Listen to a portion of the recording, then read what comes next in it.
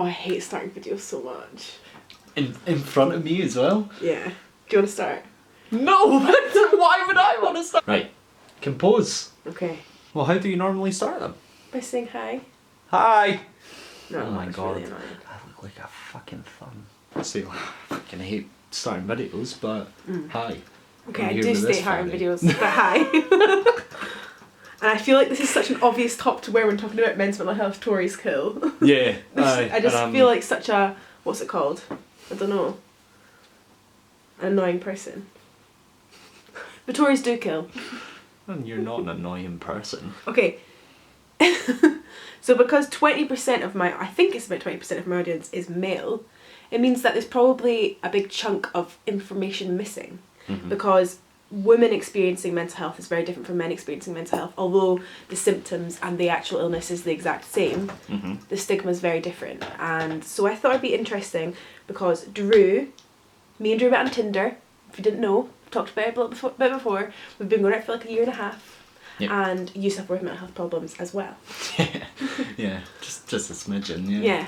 So that's a whole other video. We could talk about being in a relationship with mental health because there's hard things come along with that we're open to talking about.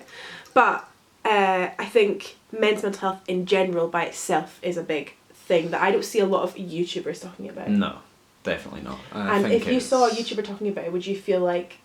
Oh, if I saw a YouTuber a year ago talk about mental health, it would have changed my perspective entirely, yeah. Definitely. Especially men's mental health. Yeah. Yeah. Because I feel like 100%. there's more and more people talking about mental health, but maybe not in the right areas. And I think men's mental health is one thing that we all know exists, but nobody really talks about, or we don't know how to tackle, maybe. Yeah. So I've got some questions I'm going to ask Drew, which you are willing to answer Yeah. on the internet. Yeah. Although of this course. experience in general makes you anxious. Yeah. Aye. If you can't tell, I'm about to freak out and play my ball to keep myself occupied. So that's always fun.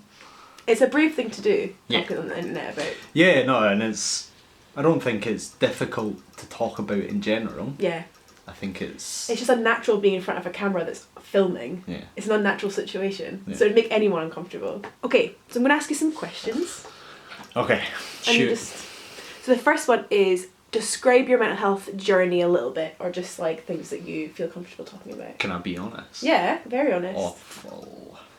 But so what kind of So- mental health do you suffer with? So depression, and I think it's more social anxiety than anything else. I think the depression side of things is much more there, and the anxiety is just kind of along for the ride. But yeah, I mean, my journey itself, I am going to be honest, it wasn't great. I mean, nobody, if anybody can sit in a room and say that their mental health journey was great, I'd be surprised. But yeah, I mean, it's been tough. It's something that's always going to resonate with me. But at the same time, it's a massive life lesson. And I feel like I've learned more in the past year and a half with them, with this, Yeah. compared to anything else. It's been a roller coaster. How old were you when you realised that you had mental health problems? I mean, I guess I really don't know. I feel like, and I think in my own head, the past couple of 6 months, I've been trying to kind of pinpoint that as well, and it's difficult to kind of recognise where and when that did kind of. I mean, I can't imagine there's a specific day and a specific moment. You can never know.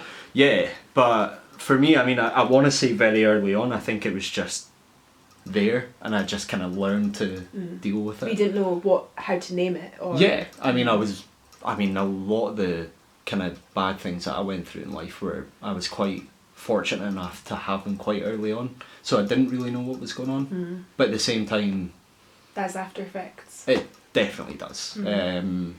People have approached me with things like PTSD and blah blah blah, like loads of different conditions. It's kind of awful for people to say, but at the same time their heart's in a good place. So you personally suffer with social anxiety and depression. That's what you feel. Yeah, 100%. Yeah. Getting more into general men's mental health. Do you find mental health hard to talk about as a man? Definitely. Yeah. No doubt about it. It is difficult. Even, the past year and a half I've been as open as can be, but because I've needed to be. Whereas there's, and I know there is, my own friends, my own family that, I've known for so long, especially my friends, I mean, you can see it within them. And it's hard for, I guess, a man to approach someone and say, you know what, I'm somewhat weak in a certain way. And I guess the fact that I've even said that is a lot, a lot of men. Even though you personally don't believe that, no, you still feel that way when you're actually bringing it up. Oh yeah, I mean, it's one of those things, it's for the man that's supposed to bring home the bread and butter to admit that, I'm weak and I can't cope with basic functions. Yeah. Getting out of bed, eating, sleeping, blah blah blah. Well, you're meant to hold everything together, and you're meant to you're look after your wife and your children, and go out to work, and remember that status you shared on Facebook the other day that was like basically saying a man is still meant to be holding down everything and making everyone okay, and it still is ingrained in people a little bit. I think it's Although obviously women work most of the time now, and responsibilities are shared, I still think there's the ingrained thing of like men are meant to go out and earn more money and look after their wives and children, and it's just like this. It's almost maybe like it's a biological thing as well. Yeah, I mean it's what centuries of it's got to do men something to just being, I guess, toxic in a way. It is. It's difficult. It took me a good 2 years to admit the fact that I was not well. And it wasn't down to the fact that I didn't want to admit it. It wasn't down to the fact that, you were ashamed or anything. Ashamed, yeah. It was just solely because I'm a man. I shouldn't be feeling like this. I'm the strong person. Which is toxic in itself, but... And the question of how do I bring it up is a hard one too. Yeah, I mean... Because you don't want to come out and say it, but you don't want to...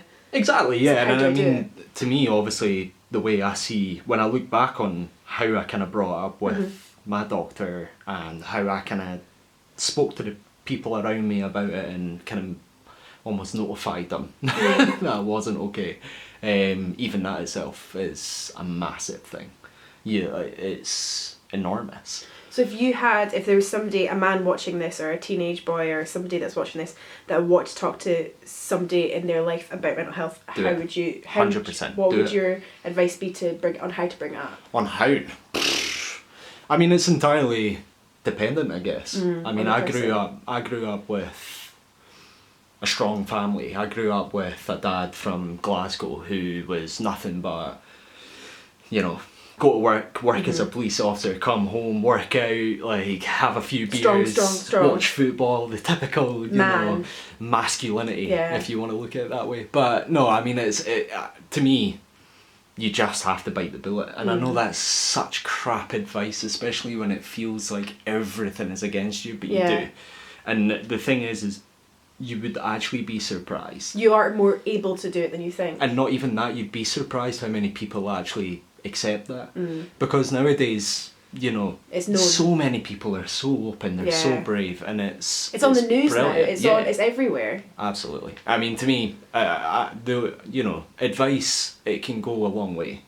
But and maybe opening up to somebody you really trust first to kind of test see the how waters. That goes, definitely. And it doesn't have to be someone you trust. It could be a professional kind of person, if you want to call it a GP, a therapist, or someone you don't know that well at work. Yeah. Somebody that you don't know that well can sometimes be helpful because it's like you've not got as much to lose. It feels like. So yeah, exactly. It's kind of like just walk by someone on the street. By the way, I'm not okay. And see how it goes. I cannot express how much you feel free. Just biting that bullet and just standing up for yourself and saying, you know what, I'm not okay. Because it's okay to not be okay. Being on your own team. Yeah. If nobody else is there, then you don't need Be anybody else. Be there for yourself. Love yourself. Put yourself first in every scenario. And you'll be, in my eyes, at least for that one moment, you'll be confident about it. The next question is, would you and your guy friends talk about mental health when you're together? No. No. No. I think I have a guy friend, big up Robbie,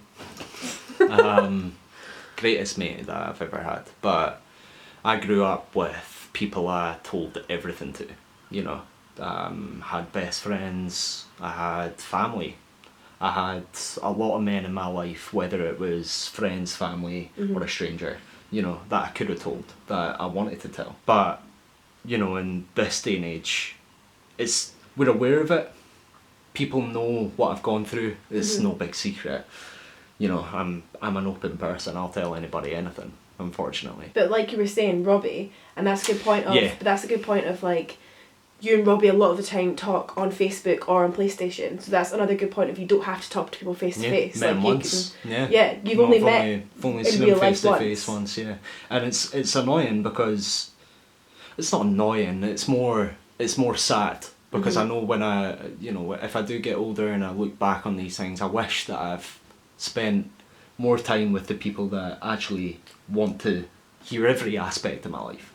And but you still Robbie's do one of spend those. time with them. But definitely, every chance I can get. I On, mean, I've like, been texting PlayStation him and today, stuff. so I mean, Yeah. just sending wee love notes to each other. And that stuff. might help as well if you are in a position where you're like, I want to tell somebody but I don't know how.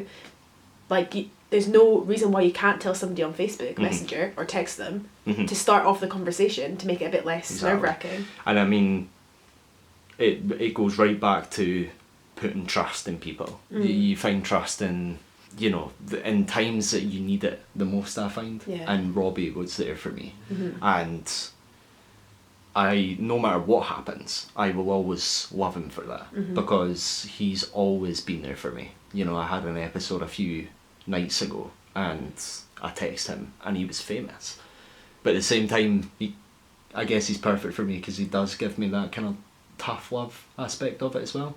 Kind of telling me to shut up and get on with it, but obviously it doesn't work for everybody. In a loving way, obviously, yeah. And that's I mean, he's the not a horrible intention person, behind the but- thing is half of the battle, isn't it? Exactly, and it's, you know, it's all part of telling the people close to you, whether it's one person, people, group of people, you know, obviously strangers, doesn't matter. As long as you Start the ball tell rolling. people what helps you the most, you'll tend to find that when you're in an episode, we'll call it an episode, you'll find that these people know exactly what to say because you've plucked up the courage to talk to them about it before. If Yeah. they're willing to be there for you and willing to listen to you, they will be there and they will help you. The people who don't, if you lose them, it's not your fault. Next question is, why do you think suicide rates are higher for guys? I think it's down to a lot of men not being able to open up, but at the same time a lot of men not being able or willing to listen. They'll hear that a friend is feeling suicidal, but then often, in my opinion, they might not do anything about it or even Don't show know how. face at all. And also they might not know how. No, exactly, and you know what, like, if that's the case, I don't blame them, but I think the biggest reasons, definitely, is the fact that the stigma around being a man, it's so just horrible. I'm reading a book right now and like the last thing I just read was this boy, and he's talking about his own experience, but he once said like on the bus, like him and his friends were like at the back of the bus and they were all like classic guys and he always had to mind himself around them and not show his true colours. And he said to his friends, "Isn't Nicola's hair beautiful today?" And they were all like, "What?" Nah. And then it just like he constantly had to be really careful about not appearing gay and not appearing like Yeah, I mean it hits close to home. I was I that think guy. most guys Yeah, no, growing definitely. up have that experience. Keep it. Be the gentleman. Trust me, it goes a long way. That's what Be you're saying. yourself, 100%. Though it is pointless bringing yourself to certain standards to match certain groups. I found myself doing that so many different yeah. times. You know, going in with the Jack lads and acting like a Jack lad, and then, you know, going and speaking to my friend Robbie and acting how Yourself, I truly act. yeah. You know, sweet, but have a few Have a jokes laugh on the as well, side yeah. without offending people. Blah blah blah. But if you're, and the biggest thing that I've learned, especially with my social kind of anxiety side of things is if you're one person with one group and you're one person with the other and so on, it's nobody is going to believe. No one knows who you really exactly, are. and nobody wants. And it'll make you feel like, who am I? Yeah, exactly. Because then, when you are by yourself, and you're struggling to find yourself, that's when these sort of thoughts then kind of come into play. You know, I feel as if you are being yourself and people are putting you down, don't let them. If you know, if it's as simple as just walking away, if it's as simple as piping up and saying something, go for it. I mean, if anything, that can be definitely scary, do it. but what have you got to lose? Exactly. These people have already proven that they're not worth keeping around. So if they're going to be that person, if you feel as if you have to pipe up, do it. But honestly, you have no obligation to prove anything to anybody. Or to do or be anything. Exactly. That's interesting that you said that you feel like suicide rates are higher because men find it hard to talk about, but then also men find it hard to listen. Yeah. In generalised terms, but maybe it's not only that men are not being taught to talk about things, but men are also being told if you give like womanly, feminine advice, you're also in danger. So if a guy says to you, I'm not okay, then you can go, oh, you'll be alright.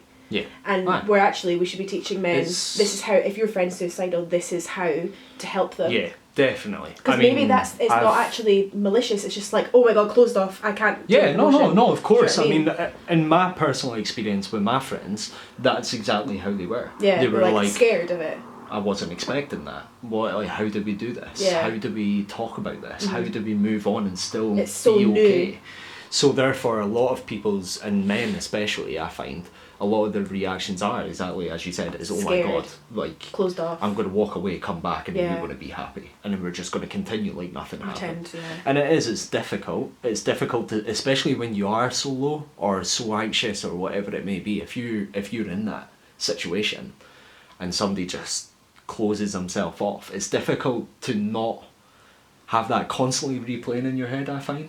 And then that scares you to talk to anybody else about it. Exactly. And then it's a vicious cycle. So if you had another thing is if you have one bad experience, doesn't mean everyone's going to react the same way. No, definitely. As soon as the first person that I talk to about it almost kind of closed themselves off, that is the first thing that you think of. I'm never talking about this again. Yeah. And then you force yourself to put on this brave face, and then you end up just being even more Back low. to square one. Or even more. Yeah. And it's difficult. It's such, especially in this day and age, I hope in however many years, never mind years, months, that this just takes a complete 180, because it's not a joke. These people aren't suffering for a laugh. And coming from someone who does struggle, if you are one of these friends, listen to them. You don't have to say anything. You don't even need to just listen. Just sit and be there with them. And if you don't know how to react to it, maybe you talk to somebody and say, my friend's really not okay. I think as well, if you're ever actually genuinely scared of your friend's well-being, don't be like, oh, but they could be fine. Always lean on the side of caution. Mm-hmm. And if you're actually scared of somebody's well-being, then you should phone 999 or you should phone 111 or you should talk to a doctor, because even if and it's not your fault if you don't know how to react to the situation, but you need to then pass it on to somebody who does know how to deal with it. Because the last question is, what would make it easier for you to talk about, or what would be helpful for men that are suffering with mental health problems to be put in place by the government or by doctors, or by the government and doctors, things in place? What would help? I think it's, in my opinion, there's at times it feels like there's a very minimum put in place, never mind just for men but just in general. 100%. I mean, we can both agree on that.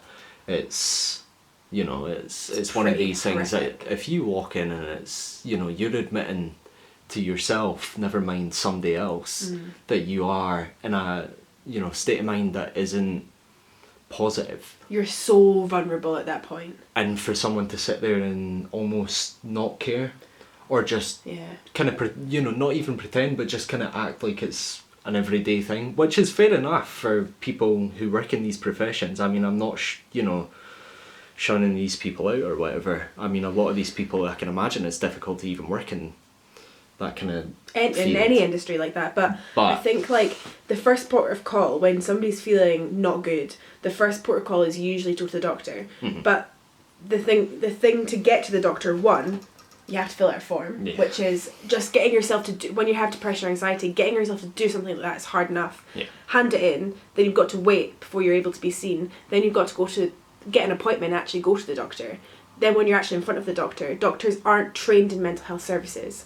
That's my biggest gripe, is I studied counselling for like a year, and literally if you put GPs on courses for literally a week to learn basic, very basic human skills, that's all that's required, I think. Like, because they don't need to be counsellors, they don't need to be therapists, they don't need to know everything about mental health, but they do need to be able to talk to people with mental health illnesses. And the last time I went to the doctor, I said I was crying and I was really not okay, and I said, I'm here for mental health, I just don't feel okay, I feel sick all the time, I have panic attacks all the time. And she was like, here's some anti-nausea tablets. And she didn't ask me, are you okay? I feel as if, I mean, obviously in terms of the actual question, you know what I mean, the GPs themselves, or at least the ones that I've dealt with, I mean, I hate you. But at the end of the day, I did get there. Things like questionnaires. When you're sitting in front of someone telling them that you're suicidal and that you can't physically bring yourself out of bed, for them to give you an A4 piece of paper to answer questions like, do you watch TV? Do you listen to music? It is the most soul-destroying thing that I can... It's actually like a joke. Yeah, and it's annoying. It's annoying me now. It's bubbling. If you've not been in a situation where you've filled out one of these questionnaires, some of the questions are like, on a scale of 1 to 10, how likely are you to kill yourself? Yeah, aye. And it's like, for somebody that's extremely vulnerable, to be given something like that is just like unbelievably offensive. One of the really good things that could happen is teaching. Remember getting sex ed in school, and I remember getting sex ed from primary 6 all the way through high school, actually, in social education, constantly, and it's obviously a very important thing for young people to learn, but also mental health is massive. And if you even like splitting girls and boys, or doing it all together and saying, this is how to help a friend if they say they're suicidal, and this is what you should do if you feel really down, and for anxiety and panic attacks, this is what you should do, and maybe a discussion or something, some form of information, because at school I was given zero information about what mental health actually was, and I was one of the people in class that was really like struggling a lot. So even being like, remember in high school when I had that teacher that talked about like what to do to help a friend? Yeah. You might think back to that, and they could have said, if you're really worried, call 999, and so in that situation you could save a life, and it's... And we've had this conversation a million times.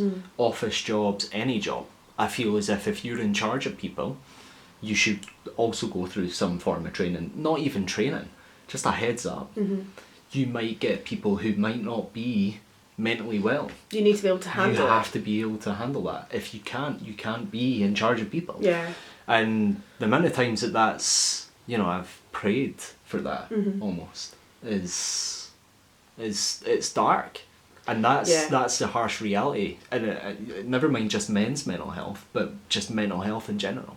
We're at a time where we have things like this, where we can talk to each other, we can help each other. As to why men can't, or even just feel as if they can't talk about things, to me, especially now, is ludicrous. Yeah. And you know what, I don't have all the advice and all the right answers, but I would happily sit in front of someone and talk to them, or not even talk to them, just listen to them, and that's the difference.